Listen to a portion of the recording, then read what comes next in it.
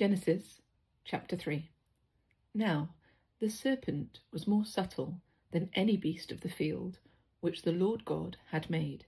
And he said unto the woman, Yea, hath God said, Ye shall not eat of every tree of the garden?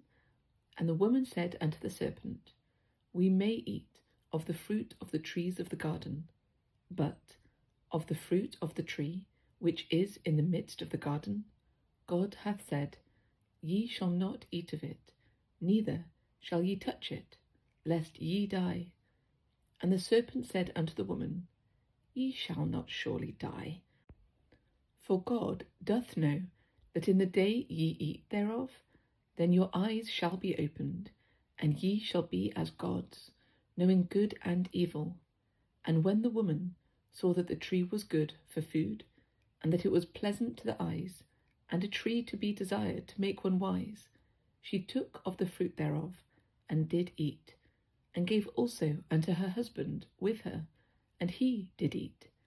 And the eyes of them both were opened, and they knew that they were naked, and they sewed fig leaves together, and made themselves aprons. And they heard the voice of the Lord God walking in the garden in the cool of the day. And Adam and his wife hid themselves from the presence of the Lord God amongst the trees of the garden. And the Lord God called unto Adam, and said unto him, Where art thou? And he said, I heard thy voice in the garden, and I was afraid, because I was naked, and I hid myself. And he said, Who told thee that thou wast naked? Hast thou eaten of the tree whereof I commanded thee that thou shouldst not eat? And the man said, The woman whom thou gavest to be with me, she gave me of the tree, and I did eat.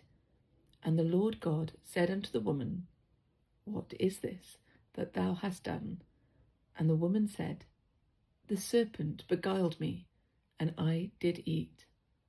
And the Lord God said unto the serpent, Because thou hast done this, thou art cursed above all the cattle, and above every beast of the field.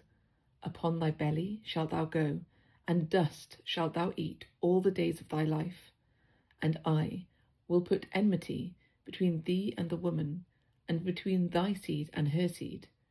It shall bruise thy head, and thou shalt bruise his heel. Unto the woman he said, I will greatly multiply thy sorrow, and thy conception.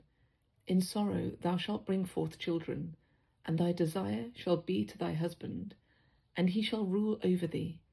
And unto Adam he said, Because thou hast hearkened unto the voice of thy wife, and hast eaten of the tree, of which I commanded thee, saying, Thou shalt not eat of it, cursed is the ground for thy sake. In sorrow shalt thou eat of it all the days of thy life. Thorns also and thistles shall it bring forth to thee, and thou shalt eat the herb of the field. In the sweat of thy face shalt thou eat bread, till thou return unto the ground. For out of it wast thou taken, for dust thou art, and unto dust shalt thou return. And Adam called his wife's name Eve, because she was the mother of all living. Unto Adam also, and to his wife, did the Lord God make coats of skin, and clothe them. And the Lord God said, Behold, the man is become as one of us, to know good and evil. And now, lest he put forth his hand, and take also of the tree of life, and eat, and live for ever. Therefore the Lord God sent him forth from the Garden of Eden, to till the ground, from whence he was taken.